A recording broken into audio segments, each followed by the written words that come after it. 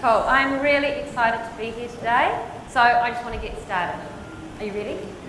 Great. So just a little something for you to ponder there. The more stuff you own, maybe the more stuff owns you. Most of us know we own too much stuff. It weighs us down, making us feel anxious and overwhelmed. We spend our time managing it all, storing, tidying, organising, most of the time. Our houses have become storage spaces rather than living spaces and are filled to the brim with delayed decisions. It's what I call clutter.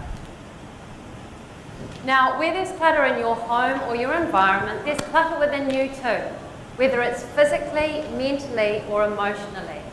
And while too much clutter bothers anyone, for a person with ADHD, this problem is amplified. Now, our stuff can have immense power over us. So what do I mean by this? Every item you have in your home will have a story behind it. You'll be able to tell me where it came from and how it got there.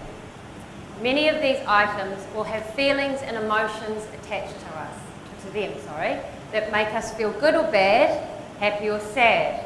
Now, we only want to have items in our home that make us feel good and allow us to live in the present. Now, why do we accumulate all this stuff?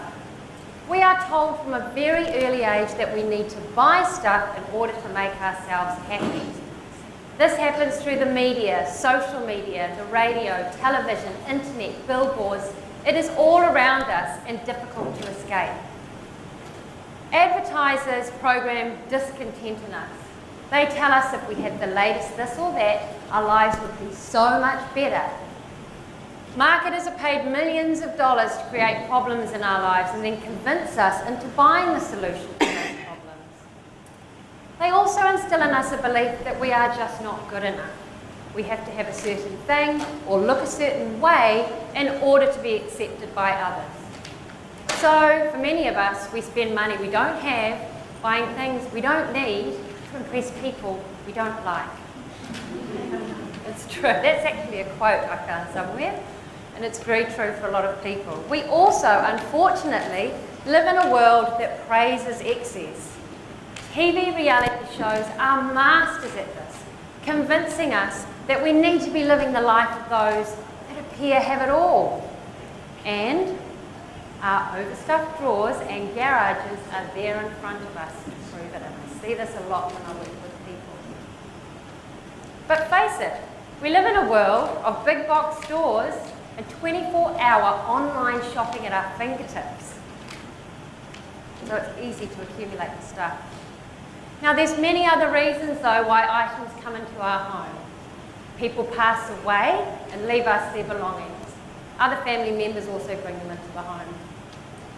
Compulsive buying, perhaps you're into that. Maybe you're a collector and you've got lots of collections sitting around your home. Gifts come into our home. There's so many celebrations this year where we buy a gift to show our love perhaps for someone. Lots of people with ADHD have hobbies and projects and lots of stuff on the go. Maybe that's you. But once our basic needs are met, our happiness levels don't actually increase with the more belongings that we have. And this is the research from the Happiness Institute.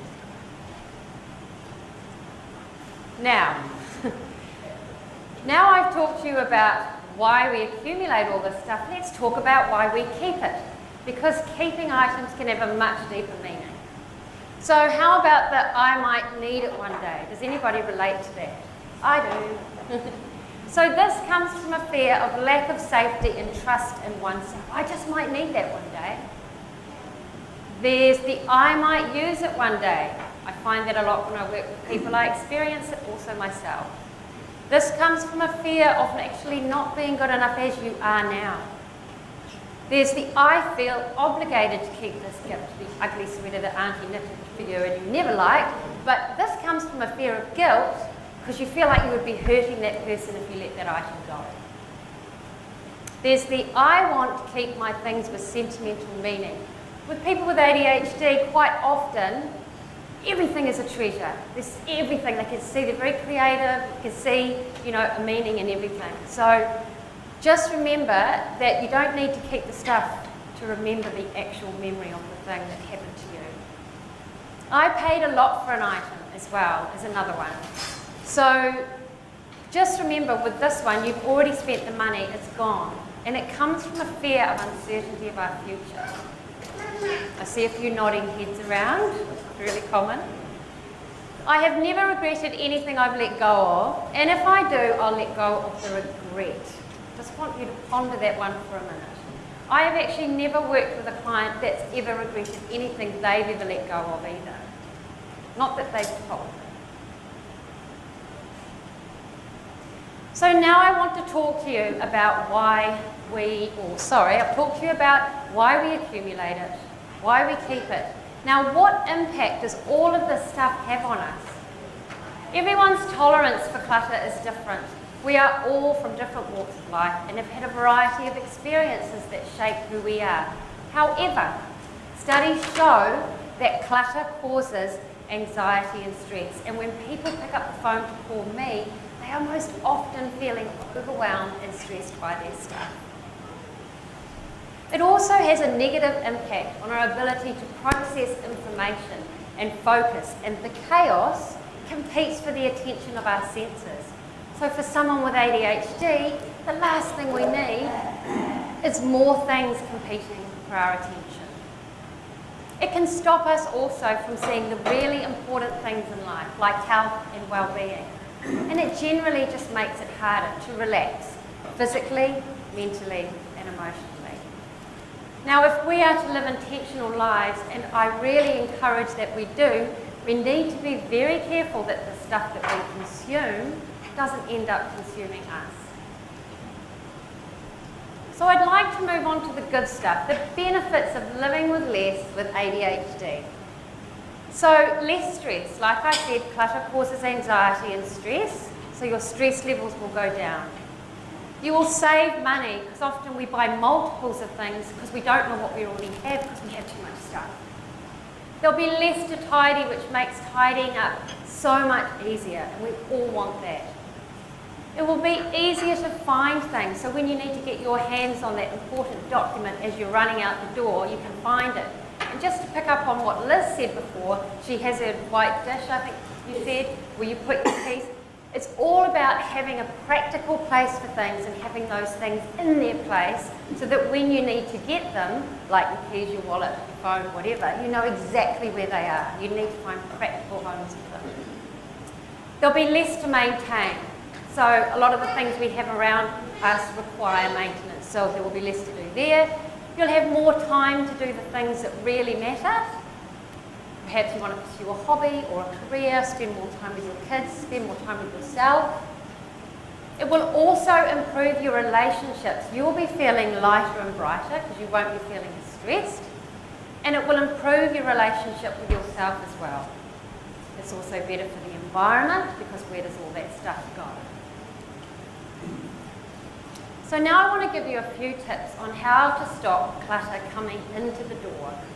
So you can save up for an item. By the time you've saved up for it, you might decide, hey, I actually don't really want that item anymore, or gosh, it's got so much more meaning because I saved up for it. Don't buy impulsively and avoid the stores. Seriously, just avoid the stores if it's a problem for you. If you do need to go with a list. Someone else, another speaker today was mentioning that. Go with a list and try and stick to the things on the list rather than being attracted to that bright, shiny thing in the corner saying, buy me. Pay cash for items. Beware of the credit cards. They are a real trap.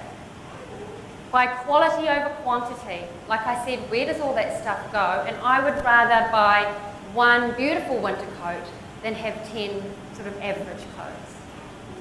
Don't accept free stuff. There might be some free stuff, I'm not sure, floating around today. I'm not saying don't take it, but often we just take it because it's free, but we're not actually being mindful about what it is that we're doing. Will that add value to your life? Do you need that item? And experiences over things. So I talked about gifts earlier.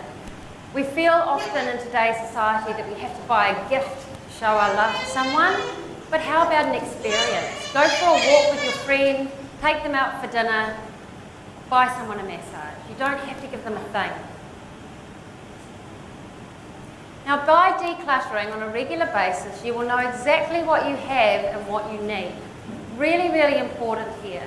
Because we are always changing as people, our lifestyles change, our hobbies change, our kids grow up, we live in different places. We need to keep on top of this stuff. Stuff needs to keep leaving our house. If you're having trouble getting started, put a date in your diary that's going to work for you. Maybe it's school holidays, maybe it's weekend. Get the family on board if you want to. Call a friend. Say, hey, I'm going to need help with this. I need to be accountable to this. Who can call you a week before the date. And it's going to have way more stickability if you do those things, rather than it just swimming around in your head thinking, oh, it's so overwhelming, I need to do this stuff and I don't know how and when and all of that. Now, a few tips on keeping clutter at bay in your home. Now, the one-touch rule, it's a really big one, but it's a habit that can be created, and I'm not sure if you've heard of it before. But say I come home and I take off my jacket, and I have a really practical place where I put it. So I touch it once. But perhaps I don't put it there, and I put it on the kitchen bench, and then I want to make dinner, so I put it on the dining table where I then need to eat, and I just keep touching that item, and then eventually it might just end up in a heap on the floor and never be put away. So it's a habit. These are habits that can be created, and I promise you will change your life.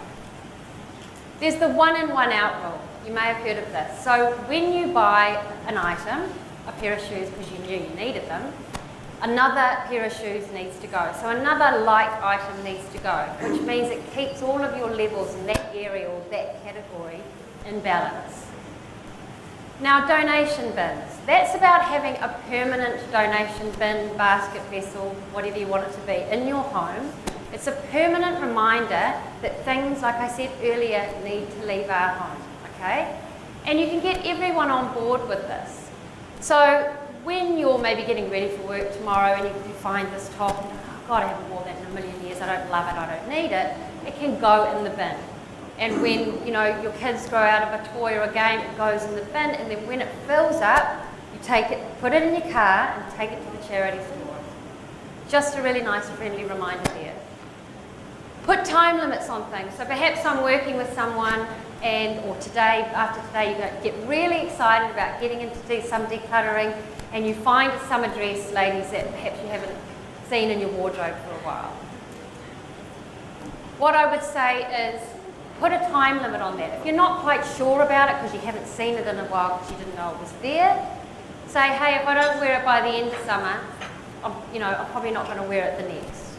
So put time limits on things. It's a really good way to evaluate whether you really need something or whether you don't. Now, questions. So you want to get into some decluttering. We're in spring. It's the perfect time to do it, but you don't know what questions to ask. So I've actually got a whole lot of questions plus a few tips from my presentation today on the back table. So as we're a bit short on time, if you want to know what those questions are, they're very, very valuable to ask the right questions. They're on the little sheet at the back on the black table there. Now, where to start? This is all about which area to start in. Okay, so you're all amped, you want to get going, but maybe there's a lot of clutter in your home and you're just not sure where to start. So start somewhere small, a drawer, a shelf, a cupboard, a box. Your car is a great place to start. I spend a lot of time in my car and I like to have it clean and tidy. It makes me feel good. So it's a small area that you can accomplish quite quickly. Don't start in an area that is too sentimental or close to your heart. Maybe it might be your wardrobe for women, it might be your kids' baby clothes, you're not ready to let them go, it might be your sentimental items. So just don't start in those areas. It's a little bit hard when you're getting started. Start somewhere easy. Now, what to discard and what to keep. So I talked earlier about, the I might need it items. So these are the items that need to go. I might need it one day. Many of our items are replaceable. So if you need another one, you can just get another one. You can get rid of that one rather than living in the hope, I might need that one day. Let it go. There's the I might use it one day items. So aspirational items such as that cross trainer that you never use and that piano that you never play. These are what I call I should items. They make us feel like I should be riding the cross trainer, I should be playing the piano. Now we only want to have items in our home that make us feel good, so the I should items are a huge distraction, another distraction. We need to let them go. There's the I paid a lot for the items. So remember, the money's been spent, it's already gone. I'll just share a personal story. I had some beautiful clothes from my past relationship actually.